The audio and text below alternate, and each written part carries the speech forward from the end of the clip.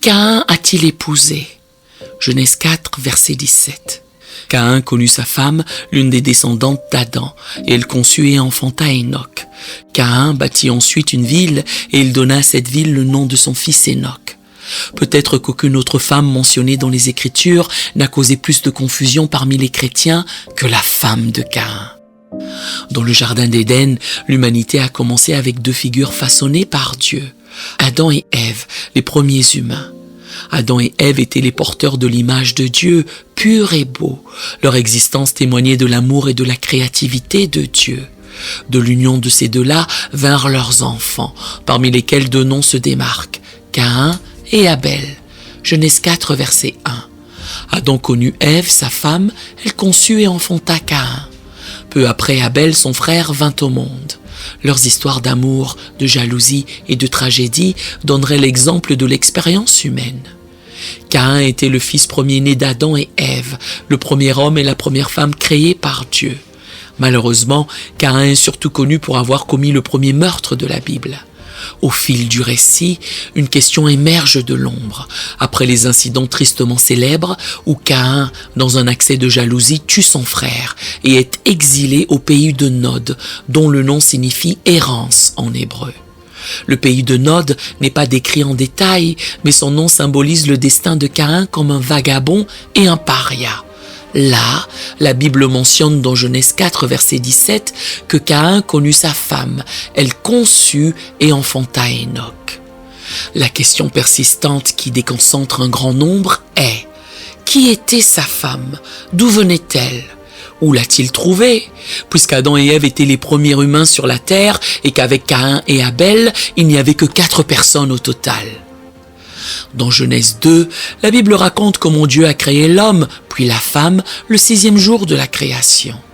Alors qu'ils vivaient dans le jardin d'Éden, Adam et la femme étaient les 2 seuls êtres humains au monde. Néanmoins, Dieu a donné à ces 2 personnages l'ordre de multiplier et de remplir la terre, dans Genèse 1, verset 28. Dieu leur dit « Soyez féconds, multipliez, remplissez la terre et l'assujettissez ».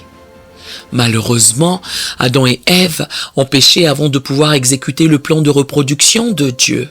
Néanmoins, le couple suit le plan de Dieu et fonde une famille en commençant par Caïn et Abel.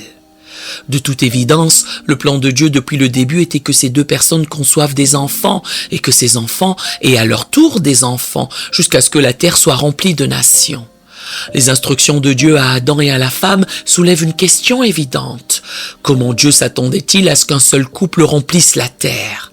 À cette question, la Bible offre une réponse tout aussi évidente, bien que troublante. Dieu voulait que les enfants d'Adam se marient entre eux et aient des enfants. Alors que nous examinons cette réponse, passons en revue quelques points de l'Écriture. Tout d'abord, la famille d'Adam comprenait plus de personnes qu'Ève, Caïn et Abel. Genèse 5, verset 4 nous dit qu'Adam avait beaucoup de fils et de filles. Le premier fils né fut Caïn, et peu après vint Abel.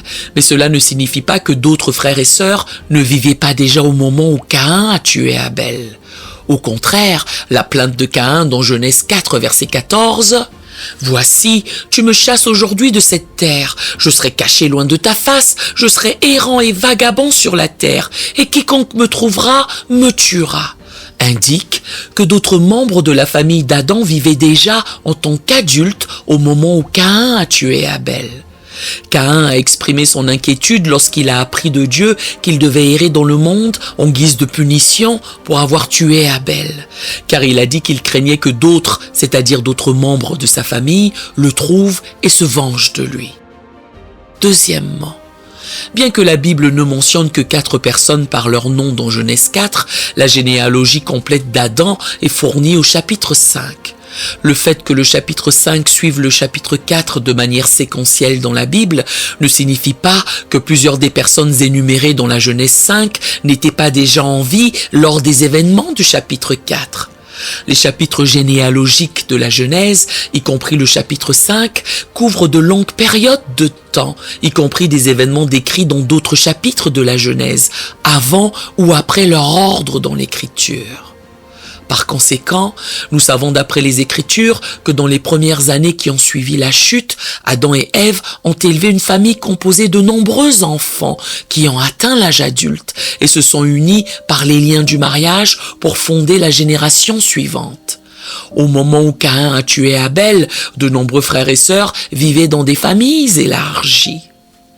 Se pose alors cette question. D'où vient sa femme ? La Bible fournit quelques indices qui peuvent nous aider à résoudre ce mystère. Une chose dont nous sommes sûrs, c'est qu'Adam et Ève ont eu de nombreux enfants.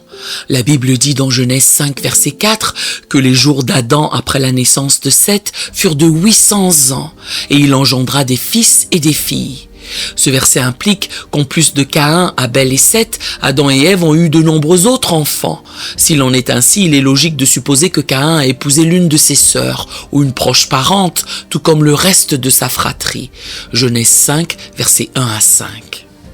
La réponse à cette question ne serait toutefois pas complète si nous ne répondions pas à la préoccupation naturelle que nous avons en entendant que Dieu attendait des frères qu'ils épousent des sœurs. N'est-il pas mal d'épouser un parent ? Aujourd'hui, épouser un proche parent est mal vu, principalement à cause des complications génétiques potentielles.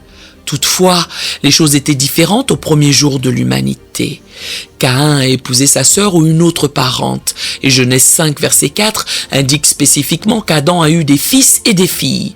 Le mariage entre proches parents n'était alors ni interdit, ni risqué génétiquement. Nous devons en premier lieu comprendre qu'il est clair, d'après les circonstances décrites dans la Genèse, que Dieu voulait que les frères et sœurs d'Adam se marient et se reproduisent. Adam et la femme étaient eux-mêmes des parents de sang, Genèse 2, versets 21 à 22, de sorte que même le premier mariage a uni deux personnes qui partageaient le même ADN. Même à l'époque d'Abraham et d'Isaac, la coutume de se marier au sein de sa famille était encore une pratique acceptable. Genèse 24, verset 4. Ce n'est que bien plus tard, dans le livre du Lévitique 18, que Dieu a spécifiquement interdit les unions sexuelles entre parents de sang.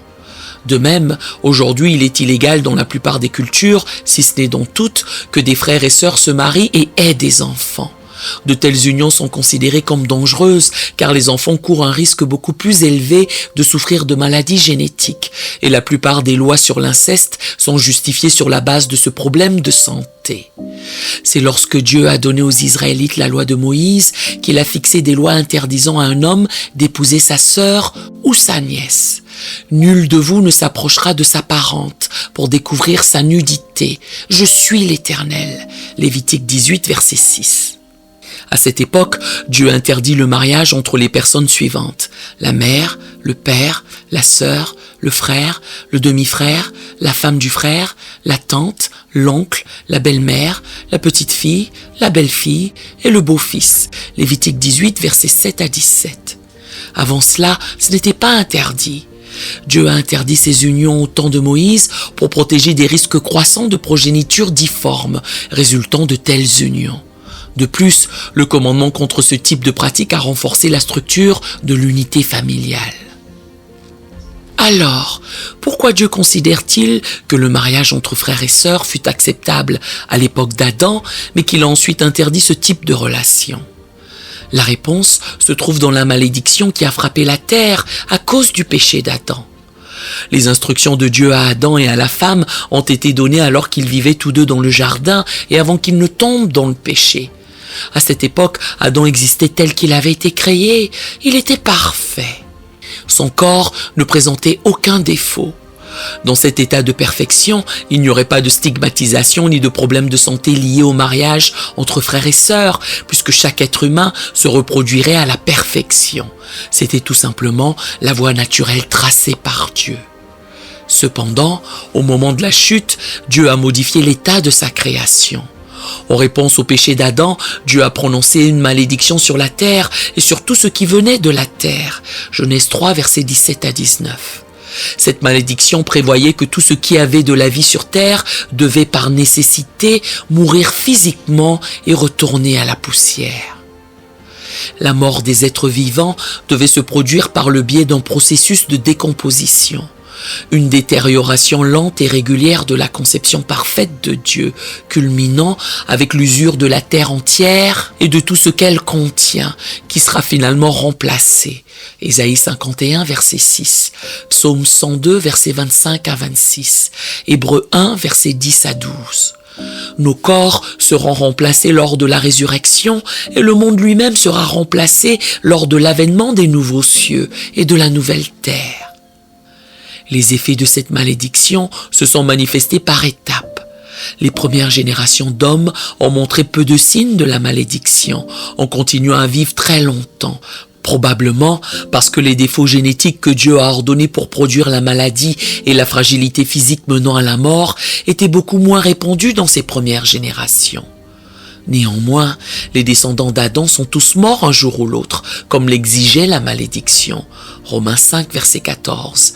Et avec le temps, les défauts de l'ADN humain se sont multipliés de génération en génération, jusqu'à ce que la maladie et d'autres fragilités physiques entraînent une diminution de l'espérance de vie.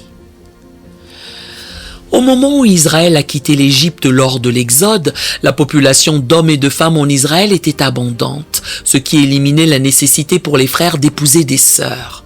En outre, les défauts génétiques de la population s'étaient accumulés au point que les risques pour la santé liés au mariage des membres de la famille étaient trop importants pour que cette pratique soit autorisée plus longtemps.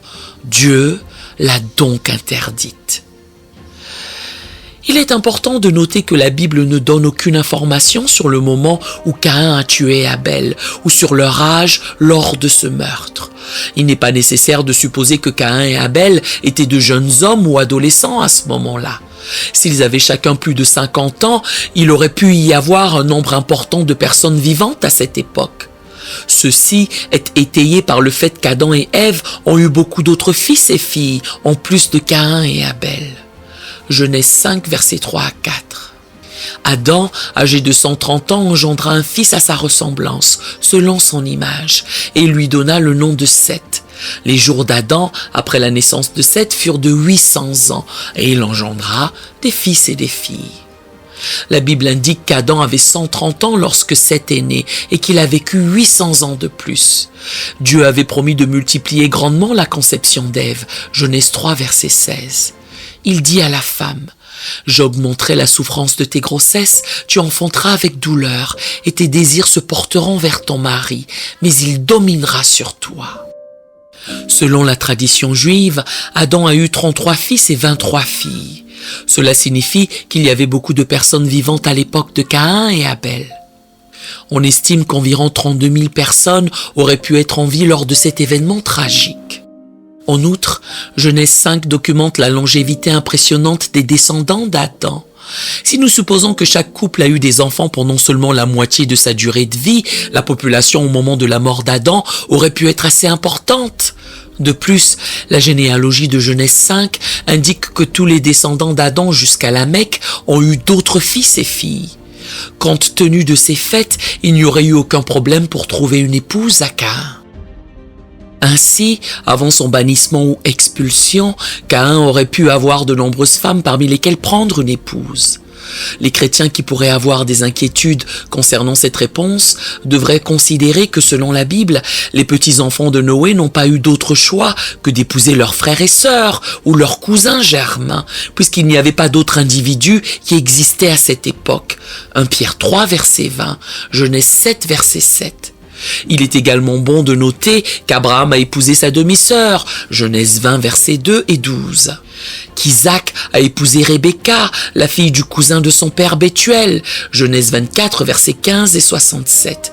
Et que Jacob, cousin de Léa et Rachel, a épousé ses deux sœurs. Il est évident que la Bible n'avait pas interdit le mariage entre proches parents avant l'époque de Moïse. Genèse 20, verset 12. De plus, il est vrai qu'elle est ma sœur, fille de mon père, seulement elle n'est pas la fille de ma mère, et elle est devenue ma femme. Exode 6, verset 20. Amran prit pour femme Jochébed, sa tante, et elle lui enfanta Aaron et Moïse.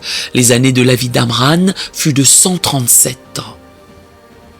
Sur base des informations fournies dans la Bible, il n'est pas clair qui Caïn a épousé. Néanmoins, nous pouvons faire une déduction logique qu'il a très probablement pris pour femme l'une de ses proches parentes. Puisqu'Adam et Ève ont eu de nombreux enfants, il est fort probable, encore une fois, que Caïn ait épousé une de ses proches parentes. Le fait qu'Adam et Ève ont eu beaucoup d'autres enfants avant que Caïn ne prenne épouse est mentionné dans Genèse 5.4.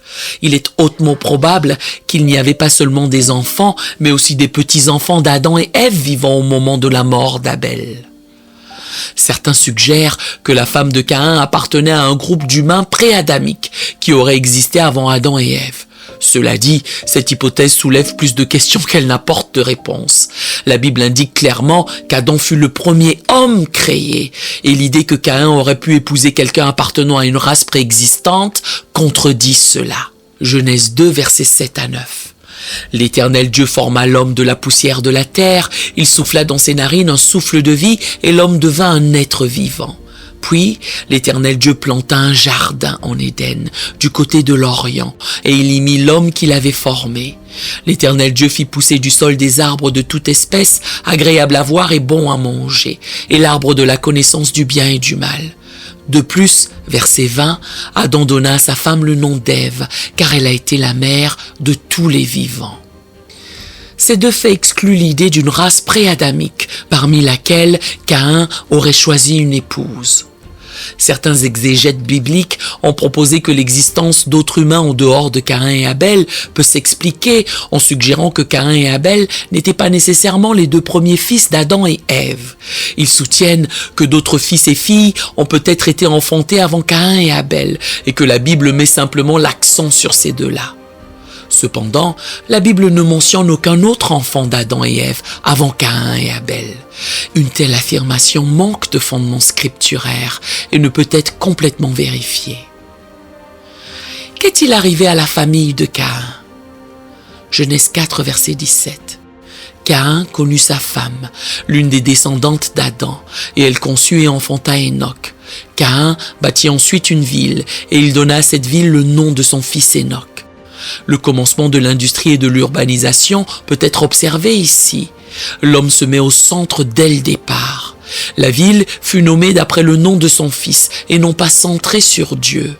La chute de la race humaine continua et même s'accentua dans les générations suivant Caïn. Genèse 4, versets 18 à 22. Hénoc engendra Irad, Irad engendra Méhujaël, Méhujaël engendra Métushaël, et Métushaël engendra Lémec. Lémec prit 2 femmes. Le nom de l'une était Ada, et le nom de l'autre Tsila. Ada enfanta Jabal. Il fut le père de ceux qui habitent sous des tentes et près des troupeaux. Le nom de son frère était Jubal. Il fut le père de tous ceux qui jouent de la harpe et du chalumeau. Tsila, de son côté, enfanta Tubal-Caïn, qui forgeait tous les instruments d'airain et de fer. La sœur de Tubal-Caïn était Nama. Il est possible que Lémec signifie conquérant en hébreu. Selon la généalogie de Caïn, il était le 6e descendant d'Adam. L'arrogance de Lémec contraste avec la piété d'Hénoc, qui était le 6e descendant d'Adam dans la lignée de Seth. Les noms de ses femmes et de sa fille montrent les priorités de son cœur. Ada signifie plaisir, ornement ou beauté. Tsila signifie couleur, faisant probablement référence à une luxuriante chevelure. Et le nom de sa fille Nama signifie charme. La culture de Lémec était vouée à la beauté physique et extérieure. Genèse 4, versets 23 à 24. Lémec dit à ses femmes, Ada et Tsila, écoutez ma voix. Femme de Lémec, écoutez ma parole. J'ai tué un homme pour ma blessure et un jeune homme pour ma meurtrissure. Caïn sera vengé 7 fois et Lémec 77 fois. Lémec se vanta du meurtre d'un autre, et la façon dont il croyait pouvoir promettre une vengeance plus importante que celle de Dieu démontre une dégénérescence graduelle de l'humanité. La race humaine a connu une détérioration rapide que l'on peut décrire comme une déévolution. Nous lisons « Caïn sera vengé 7 fois et Lémec 77 fois ». Tout cela représente une perspective centrée sur l'homme. La ville était la ville de Caïn, l'attention de Lémec était focalisée sur ses belles femmes et sa force perçue. Mais malgré toutes les vantardises de Lémec, ni lui ni ses descendants ne sont plus jamais mentionnés dans la Bible. Il n'a abouti à rien. Parfois, des malédictions peuvent provenir de générations précédentes. Cela signifie-t-il qu'il n'y a pas d'espoir? La race humaine continue-t-elle ainsi? Non, il y a de l'espoir. En avançant, nous découvrons que Dieu a prévu un remède. Le membre le plus remarquable des descendants de Caïn est le vantard Lémec. Les 31 mots de son discours constituent ce qui est souvent considéré comme un exemple de la plus ancienne poésie. Puisque divers aspects de la civilisation apparaissent mis en évidence dans cette section, l'échange de coups marque peut-être le début de la guerre chez les humains. Fait intéressant, avec tous les commencements cités dans ce passage, il n'y a pas d'origine de la royauté. C'est particulièrement intéressant puisque dans les récits de l'ancien Proche-Orient, la royauté est l'un des développements les plus importants au sein des civilisations. La construction de villes, les épouses multiples et l'initiation de la guerre sont 3 éléments le plus souvent associés au roi dans la littérature ancienne. Dans Genèse 4, Lémec est celui qui est le plus étroitement associé aux actions typiques liées à la royauté. Le texte passe du Caïn impénitent au Lémec rebelle. La violence est glorifiée et la marque de Caïn ne représente plus la marque d'exil, mais un badge d'honneur, offrant une protection équivalente à l'invulnérabilité. Les versets 17 à 24 énumèrent la postérité de Caïn et une série de premiers. La première ville, nommée Enoch, le premier cas de polygamie, le commencement de l'élevage organisé, le commencement de l'art musical et de la métallurgie, la première chanson concernant la violence et l'effusion de sang.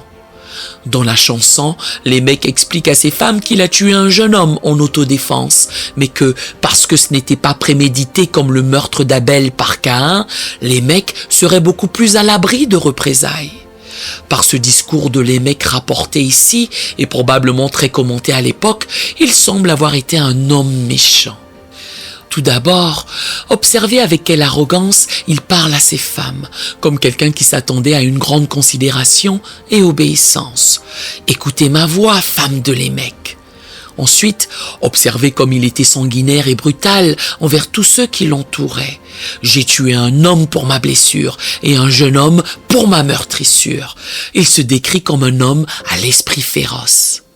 Alors que la famille de Caïn perpétuait de plus en plus dans la rébellion contre Dieu, la lignée de Caïn construisit la cité des hommes. Ce projet atteignit son apogée plus tard avec la construction de la tour de Babel. Autrefois, comme aujourd'hui, les hommes sans Dieu sont poussés à construire de grands empires en défi de Dieu. Ils consolident typiquement leur pouvoir pour établir un gouvernement vide de la domination du Christ. Depuis que Caïn a construit sa première cité, cela a été la passion des hommes qui fuient Dieu. Considérez également la rébellion supplémentaire de Lémec, l'arrière-arrière-petit-fils de Caïn, plus d'un siècle après la déclaration de Dieu contre Caïn. Lémec continua de se moquer et de pervertir la parole de Dieu. Comment ce passage nous enseigne-t-il à marcher avec Dieu dans la foi et l'obéissance? La vie du vagabond, de l'errant et de l'étranger est maudite. C'est une vie vide de relations à long terme, de responsabilité et d'une communauté authentique. C'est très semblable à l'image de la vie dans la ville moderne. Alors que les hommes construisent leur cité et errent de communauté en communauté, ils renoncent graduellement à entretenir des relations étroites et la responsabilité. Un cœur qui cherche constamment à s'éloigner des relations avec Dieu et avec les frères et sœurs n'est pas celui que nous devrions désirer. Ils deviennent de plus en plus à l'aise dans leur monde d'anonymat. Au lieu de cela, efforçons-nous d'avoir de bonnes relations avec nos familles et nos églises. Voilà tout ce que nous savons sur la famille et la postérité du Caïn maudit, jusqu'à ce que nous les trouvions tous anéantis par le déluge universel. Genèse 4, versets 25 à 26. Adam connut encore sa femme, et elle enfanta un fils et l'appela du nom de Seth, car dit-elle, Dieu m'a donné un autre fils à la place d'Abel, que Caïn a tué. Seth eut aussi un fils, et il l'appela du nom d'Enoch. C'est alors que l'on commença à invoquer le nom de l'Éternel. Après cette terrible histoire de désobéissance de la lignée de Caïn, le chapitre se termine par une lueur d'espoir. Contrairement à la lignée de Caïn, Dieu a sélectionné un nouvel arbre généalogique. Dieu a donné à Ève un fils nommé Seth à la place d'Abel. La Bible ne dit pas que Seth a été le premier enfant d'Adam et Ève, ni même leur premier fils après la mort d'Abel. Elle indique plutôt que Seth est né en remplacement d'Abel. Le chapitre 5 de la Genèse retrace la généalogie de Seth. Avant sa mort, Abel était probablement le fils élu, qui devait produire le Messie. Genèse 3, verset 15. C'est en ce sens que Seth a remplacé Abel. Seth illustrait le même type d'adoration que son frère défunt Abel, et les gens ont commencé à invoquer le nom du Seigneur en rapport avec Seth. L'adoration orgueilleuse pratiquée par Caïn met l'accent sur lui-même, tandis que l'adoration humble pratiquée par Abel et Seth fait appel à Dieu. Juge 11. Malheur à eux, car ils ont suivi la voie de Caïn. Ils se sont jetés pour un salaire dans l'égarement de Balaam. Ils se sont perdus par la révolte de Corée. Il n'est pas surprenant que lorsque Dieu a eu besoin d'un serviteur obéissant des centaines d'années plus tard, il ait choisi Noé de la lignée de Seth. Prions. Père céleste, nous venons devant toi aujourd'hui, conscients des mystères qui entourent la vie de Caïn et de la femme qu'il a épousée. Tout comme leur vie et leurs expériences sont voilées d'incertitude, nous aussi faisons face dans nos propres vies à des moments où le chemin à venir semble peu clair. Seigneur, guide-nous pas comme tu as guidé les leurs, dans ces temps où nous nous sentons isolés, incompris ou distants. Rappelle-nous que ton amour et ta grâce vont au-delà de ce que nous pouvons comprendre. Tout comme Caïn a trouvé la camaraderie et le réconfort dans sa femme, accorde-nous la force et la sagesse pour construire des relations significatives avec ceux qui nous entourent, nous rapprochant toujours plus de toi à travers nos liens avec les autres. Enseigne-nous, ô Seigneur, à être compréhensifs et compatissants, reconnaissant que chaque personne que nous rencontrons a une histoire, un parcours et un dessein dans ton grand plan. Ne jugeons jamais hâtivement, mais cherchons toujours la compréhension. Nous te remercions pour les leçons que nous pouvons tirer de chaque histoire dans ta parole, y compris celle de Caïn et de sa femme. Elle nous rappelle que même dans les moments de doute, de difficulté ou d'incertitude, tu es toujours présent et à l'œuvre dans nos vies. Bénis-nous et garde-nous, Père, alors que nous marchons dans ce sentier qu'est la vie. Puisons notre force dans ton amour éternel et trouvons notre but dans ton dessein. Au nom de Jésus, nous prions. Amen. Nous aimerions vous donner l'opportunité de faire de Jésus le Seigneur de votre vie. Voulez-vous bien prier avec moi? Dites, Seigneur Jésus, je me repens de mes péchés. Viens dans mon cœur. Je fais de toi mon Seigneur et Sauveur. Et merci Seigneur pour le baptême du Saint-Esprit en moi. Dans le nom de Jésus. Par cette simple prière, nous croyons que le Saint-Esprit vous conduit sur le chemin de la nouvelle naissance. Allez dans une bonne église qui est basée sur la Bible, donnez à Dieu la première place. Nous espérons de tout cœur que ce message vous encouragera.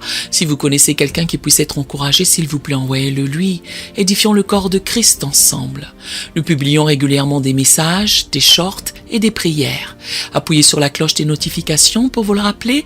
Merci infiniment de nous soutenir en vous abonnant à notre chaîne. Que Dieu vous bénisse merveilleusement.